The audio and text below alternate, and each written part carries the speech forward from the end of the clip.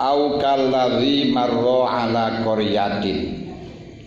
Niki kafnya zaidal, kaf zaidatun, berarti koyok-koyok didhawuhna awil ladzi marra ala qaryatin atopi sangka alam taro ilal ladzi hajja Ibrahima.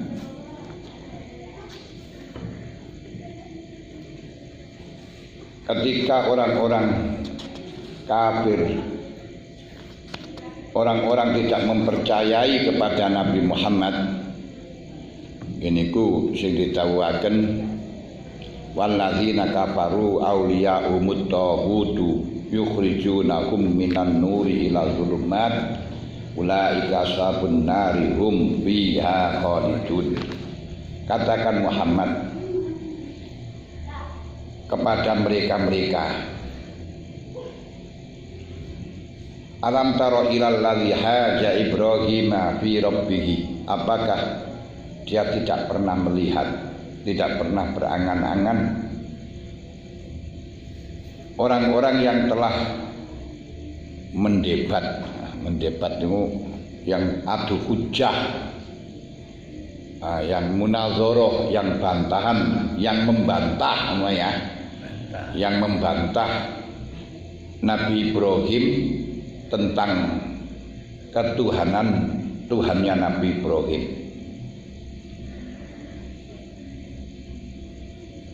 Mereka mengatakan an atahullahul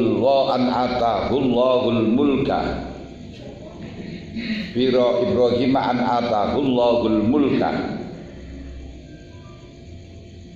Opo enggak ngerti? Ai fi wujudi rabbih, karena dia itu ingkar kalau Nabi Ibrahim telah memiliki pangeran sebagaimana yang telah diteruskan di atasnya, yang ayat seterusnya di Dauno Fir'auna limislihi idh qala Ibrahim rabbiyal ladzi yuhyi wa yumit. Jadi Nabi Ibrahim yang mengatakan an atahullahul mulka, bahwa Nabi Ibrahim telah diberi kepemerintahan, telah diberi kekuasaan untuk menjadi nabi.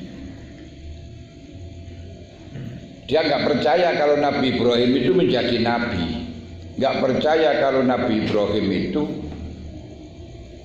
memiliki Tuhan selain Namrud.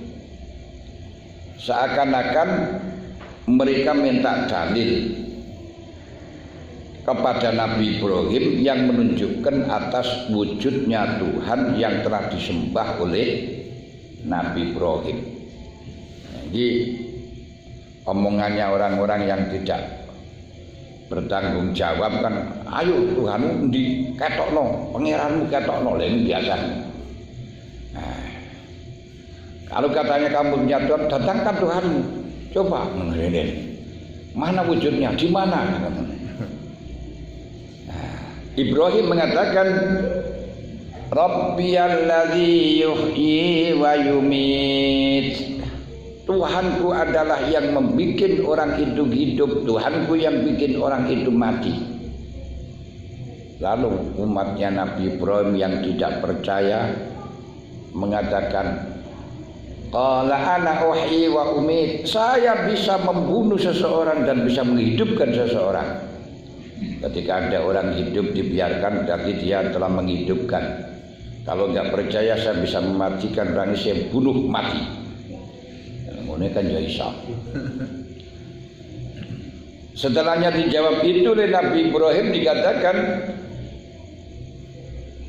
fa innallaha ya'ti bisyamsi minal maghribi fa'ti biha minal maghrib.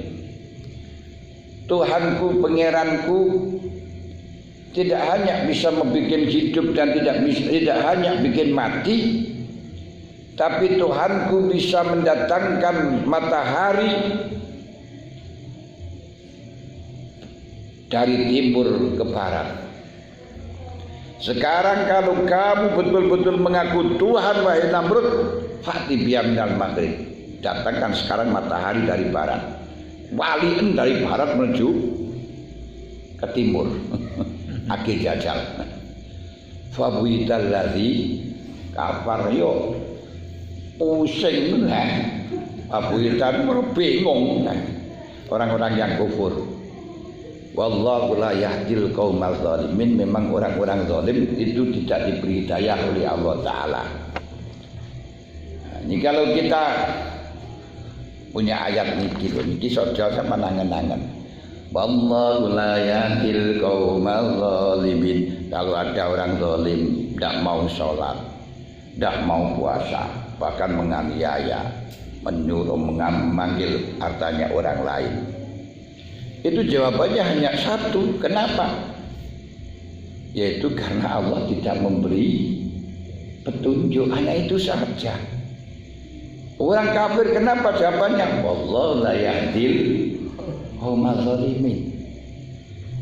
Dia mencuri kenapa? Wallahu la yahdil qaumal zalimin. Ini jawaban secara tauhid yang semacam itu. Kalau sudah betul berpetunjuk bahwa ketika ada orang maksiat, ketika orang zalim mencuri hartanya orang lain, menganiaya orang lain, tidak mau sholat, tidak mau beribadah, ini karena tidak mendapatkan petunjuk. Berarti tugas kita apa? Mendoakan mereka agar mendapatkan petunjuk. Karenanya ketika Nabi Ibrahim, ketika Nabi Muhammad SAW disakiti oleh orang-orang Taif, sebab dia telah ditinggal wafat Dewi Khadijah dan ditinggal wafat pamannya. Terus orang-orang yang asalnya tidak kesampaian untuk menyakiti Rasulullah semakin membabi buta untuk menyakiti kepada Rasulullah. Akhirnya Rasulullah hijrah ke Taif minta suaka.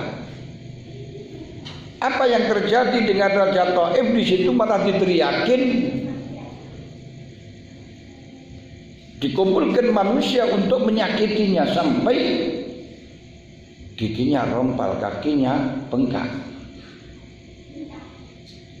Dan di situ malaikat Jibril diutus oleh Allah datang kepada Nabi Muhammad SAW untuk menghantarkan malaikat yang telah dipasrai oleh Allah menjaga gunung, yang telah ditugaskan oleh Allah untuk menguasai gunung. Lalu Nabi Ibrahim mengatakan, malaikat Jibril mengatakan kepada Nabi Muhammad, wahai Muhammad, kau dapat salam dari Allah. Dan kali ini saya datang kepada kamu Muhammad dengan membawa malaikat yang telah ditugasi oleh Allah untuk mengurus gunung, menguasai gunung. Dan sekarang dikuasakan kepada kamu Muhammad, apa yang kau inginkan? Apakah gunung Uhud ini dilemparkan kepada mereka? Karena dia bisa menguasai pada gunung. Kata Muhammad apa? Jangan. Allahumma hdi qaumi fa innahum la ya'lamun. Jangan, saya telah mengharapkan dia itu mendapatkan hidayah. Kalau dia tidak mendapatkan hidayah, barangkali anaknya akan mendapatkan hidayah. Kalau tidak mendapatkan hidayah lagi, barangkali cucunya akan mendapatkan hidayah. Doanya Allahumma hdi qaumi fa innahum la ya'lamun. Karena mereka belum mengerti.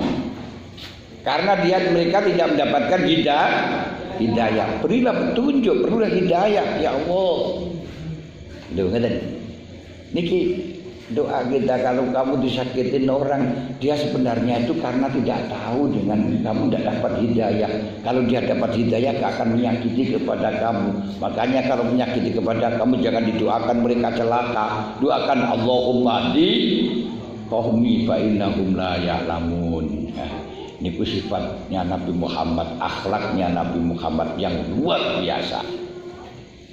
Wallahu la yahdil qaumal zalimin. Jadi kalau ada orang kom yang dolim itu hanya karena tidak dapat hidayah gitu saja loh. Kalau dapat hidayah, enggak.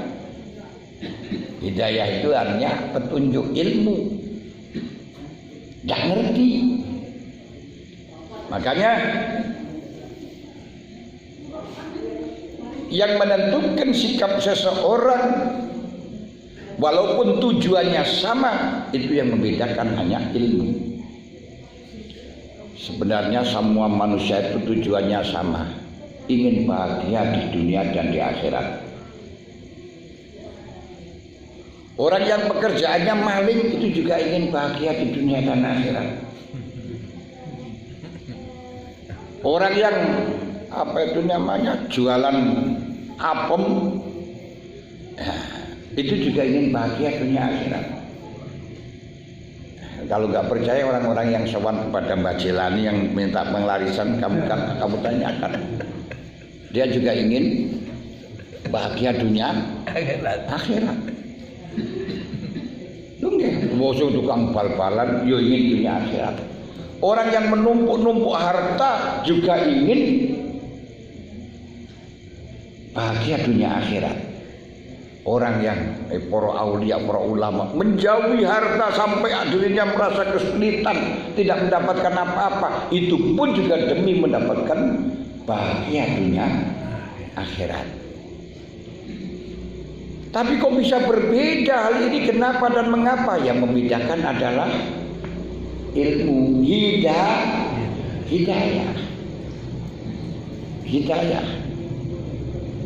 Orang yang suka dengan harta, orang yang sampai korupsi, orang yang sampai kolusi, orang yang suka ngentit, ini kenapa kok bisa melakukan semacam itu? Karena mempunyai anggapan bahwa itu adalah tidak membahayakan di akhirat, itu adalah bisa membahagiakan di dunia. Gak tahu-taunya malah ketahuan, malah justru dimasukkan dalam penjara. Itu kan ya salah hitungan itu aja. Salah hitungan. Imam Ghazali menegaskan dalam hal ini tentang masalah hidayah, diibaratkan seperti halnya hidangan makan yang sangat lezat. Semuanya orang yang ketika lapar menginginkan makanan yang lezat. Lapar ada makanan yang lezat, semuanya senang. Tanpa terkecuali, baik kiai, bukan kiai, petani, menteri, angon tukang angon meri, kalau ada lapar, ada makanan lezat, mestinya dia itu suka, senang. Semuanya itu, baik pejabat, Pak Tomat, Pak Camat. Karena walaupun pejabat itu tanpa nasi dia juga mati. Makanya saya katakan Banser itu yang sudah siap mati membela NKRI harga mati, tapi siap mati tidak siap lapar. Lek disegani kali, mulai kudu disegani. Nah, ketika lapar ada sego sing enak, lauk pauknya enak, semuanya sepingin. Hanya saja ketika di situ di dalam makanan yang lezat tersebut ada racunnya. Ini diibaratkan tanah makanan yang haram. Ada makanan yang haram, makanan miliknya orang lain. Ini berarti diibaratkan makanan yang lezat tapi ada racunnya. Bagi orang yang tidak tahu kalau itu ada racunnya, maka dia tetap akan makan dengan lezatnya, dengan lahapnya, tidak memperdulikan apa yang akan terjadi pada dirinya, karena tidak tahu kalau ada racunnya. Bagi orang yang tahu kalau itu racunnya, walaupun lapar, biar saya lapar nggak masalah, saya pertahankan daripada saya nanti mati, daripada saya nanti ususnya menjadi robek karena racun sianida. Nah, kedua orang ini ketika berhadapan, ketika berdebat, ketika bermujadalah, ketika ada dialog, tidak ada yang bisa dikalahkan. Katanya orang yang mau dengan barang haram tadi, dengan racun tadi, mengatakan kepada orang yang tidak mau, kamu itu goblok, lapar-lapar, di sini ada makanan yang lezat, tidak mau. Goblok kamu itu. Bagi orang yang mengatakan, orang yang tahu kalau itu ada racunnya, dikatakan, mengatakan kamu itu lu kok berani, padahal api itu panas, neraka lebih panas. Kenapa kamu berani lakukan itu? Apa kamu tidak takut mati? Apa kamu tidak takut hancur? Itu ada racunnya. Yuk, yang saling menyalahkan dan saling menggoblokkan. Kenapa? Karena sama, yang satu tahu, yang satu tidak, yang satu dapat hidayah, yang satu tidak. Ini diibaratkan orang yang makan haram antara yang mau dengan yang tidak gitu. Bahkan kalau bagi ulama-ulama yang sufiyin, makan berlebihan, makan kenyang saja tidak mau. Menjauhi dari makanan kenyang, terpenting dia itu tidak kelaparan. Tapi bagi orang-orang yang hanya pandangannya lahir, tidak tahu batinnya, dia akan mengatakan, dia menumpuk-numpuk harta, makan harta, cari harta sebanyak-banyaknya sampai punya pulau berapa saja, masih kurang terus. Tapi maunya cari yang halal. Ini diibaratkan oleh Imam Ghazali sama dengan makanan yang lezat tadi, cuman tidak ada racunnya, cuman bumbunya itu campur rumbel, campur dahak. Masakan Bali ini kok merah terus bumbunya kental, campur dahak, campur umbel. Kan nggak kerasa, nggak kelihatan kan? Sambal tumpang saja campur umbel nggak bisa membedakan kok. Lah yang satu ngerti kalau itu campur umbel, yang satu nggak ngerti. Tapi tidak sampai membahayakan, tidak sampai mengakibatkan mati. Makanan yang halal melebihi dari kebutuhan itu juga nggak sampai mengakibatkan mati.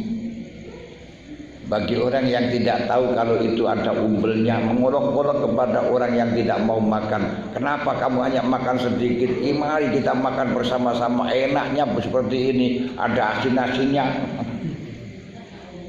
Kenapa? Karena nggak tahu kalau ada umbelnya. Bagi yang tahu kalau itu ada umbelnya, yang mengatakan kamu itu kok gak jijik, semacam itu kok kamu makan telap-telap kenapa gak jijik, semacam itu. Karena nggak tahu. Nah, padahal kalau dikatakan al-dunya jifat, al-dunya jifat, dunia itu bangkai, busuk. Dan semuanya dunia itu akan menjadi hal yang busuk. Jadi tangan juga akan busuk, jadi kaki juga akan yang busuk kalau kita terjang makan semacam itu.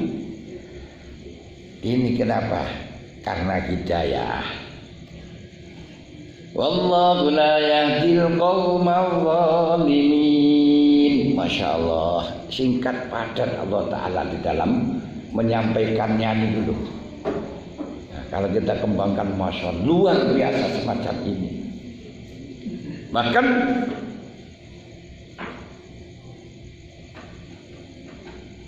kalau di situ tahu orang-orang yang makan nikmat-nikmat di dunia itu nanti akan mengurangi nikmat di akhirat, akan mengurangi nanti jatahnya di akhirat, padahal dia sangat membutuhkan pada waktu itu.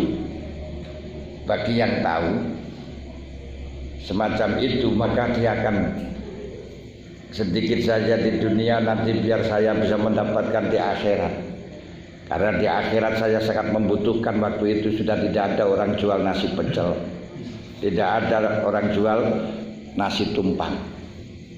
Biar saya sekarang saya tahankan lapar biar nanti akan bisa kenyang terus sepanjang masa.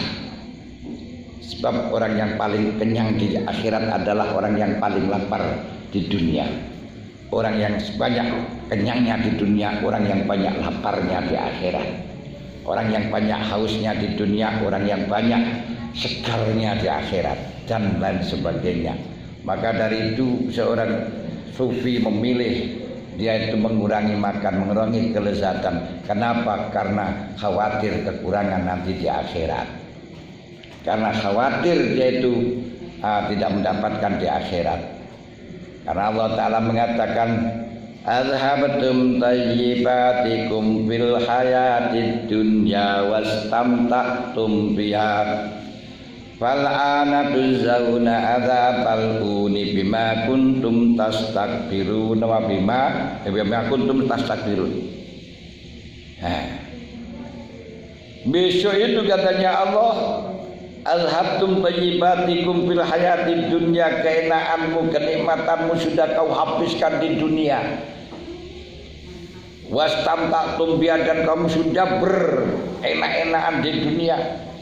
Fal'ana tujzauna adzabal huni bima kuntum tastakbirun. Sekarang kamu sudah waktunya lah mengicipi dosa, mengicipi siksaan yang sangat asor karena kesombonganmu di dunia. Ini lah bagi yang tidak tahu semacam itu ya telap ini halal. Bahkan tahu pun karena tidak tahu tentang akibat. Ya tahu niku panganannya tapi tidak tahu akibatnya semacam itu enak ini. Tapi akibatnya apa nanti mengurangi atau tidak nggak tahu. Itu juga akan mengambil sikap yang berbeda seperti halnya makanan-makanan yang makanan berupa babi, makanan daging anjing, makanan daging ular. Orang-orang Islam yang tahu bahwa itu diharamkan dan itu akan mengakibatkan bahaya di akhirat, walaupun lapar dia tidak mau, bahkan dipaksakan melukai. Tapi orang-orang yang non-Islam yang sukanya babi, yang sukanya anjing terus makan juga lezat. Loh tenggeri. Kenapa? Karena dia tidak tahu kalau akan membahayakan di akhirat. Makanya dia itu zalim. Kenapa? Wallahu la yahdil qaumal zalimin. Lho ngoten niku lho mene. Sampeyan duwe anak kok wani karo wong tuwa. Hanya satu penyebabnya. Apa penyebabnya? Karena tidak diberi hidayah oleh Allah. Nah, sehingga nakal, makanya doakan mendapatkan hidayah. Dan urusan hidayah itu sangat sulit sekali, karena sangat sulitnya hidayah sampai kita satu hari satu malam yang wajib untuk minta hidayah itu 17 kali yang wajib. Yang dengan sunat itu berarti 34 kali. 34 kali setiap hari. Apa? Gini gue lek sholat fardu tok. Setiap fardu orang selalu minta kepada Allah, ihdinas siratal mustaqim. Saking angel, Pak. Saking sulitnya hidayah. Sulitnya bagaimana? Karena tidak bisa kita usahakan semuanya itu dari sono. Niki angel ini ku tengeriku. Nah, kalau bisa kita jemput kan enak, tidak bisa. Wong Kanjeng Nabi saja menginginkan pamannya dapat hidayah juga ditolak oleh Allah. Wa innaka la tahdi man ahbabta walakinallaha yahdi man yasha. Lu ngoten rek. Muhammad, kamu ingin orang tuamu atau pamanmu menjadi dapat hidayah. Wa innaka la tahdi man ahbabta. Kamu tidak bisa Muhammad memberikan hidayah kepada orang yang kau cintai. Nabi Muhammad saja yang sudah kekasihnya Allah tidak bisa memberikan hidayah terhadap orang yang dicintai, apalagi seperti kita. Nabi Nuh saja juga gak bisa memberikan hidayah terhadap anaknya, terhadap istrinya. Nabi Lut saja juga tidak bisa menyeret istrinya menjadi jalan yang lurus. Makanya kalau sekarang ini memiliki istri kok nggak manut dan seterusnya, sangat wajar lah. Nabi Lut saja juga nggak, istrinya kalah.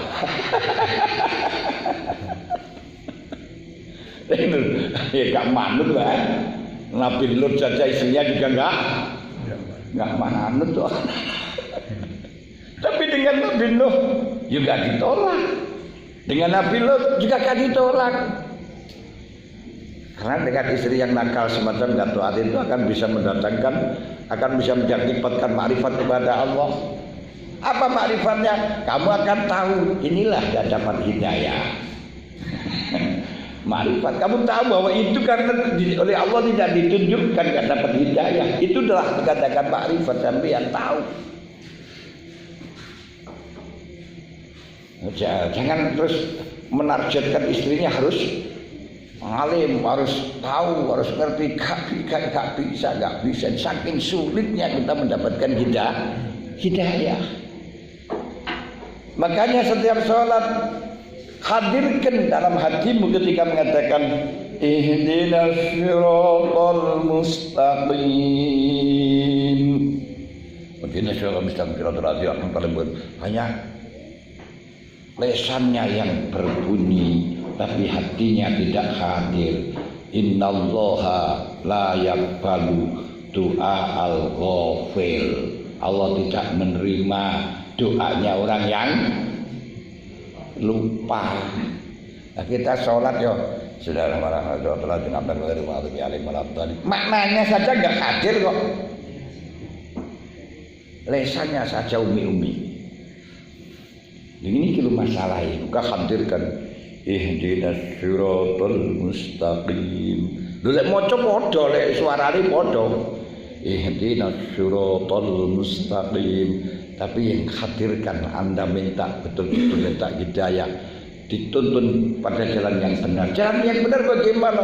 Siratal ladzina an'amta 'alaihim.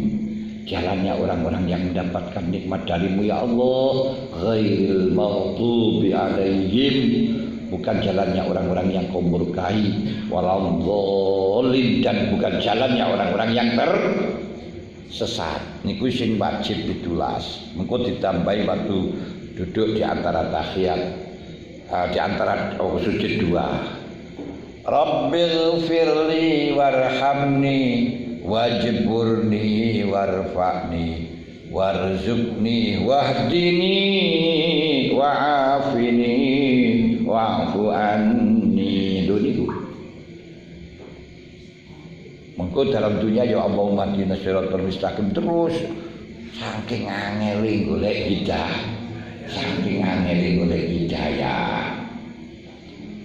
krana apa? Wallahu la yahdil qaumal zalimin. Niki lho sing masyaallah. Masyaallah, angel teng mriki. Lek masalahnya hak itunya Allah. Au kaladzi utawa notorane ngali sira ing wong.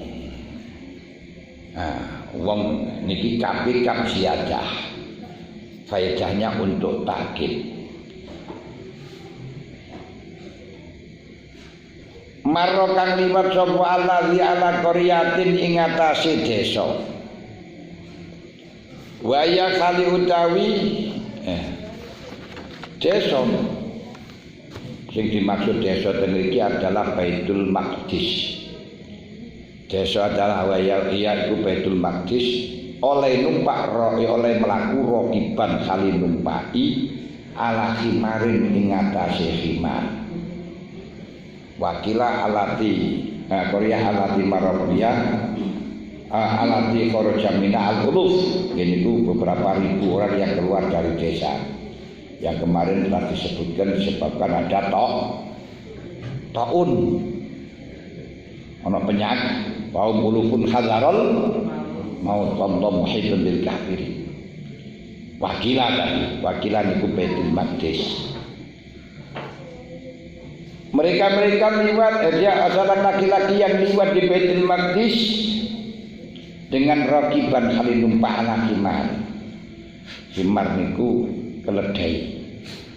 Jenengan pun nate semerem. Hah? Keledai durung nate semerem. Dereng, masyaallah.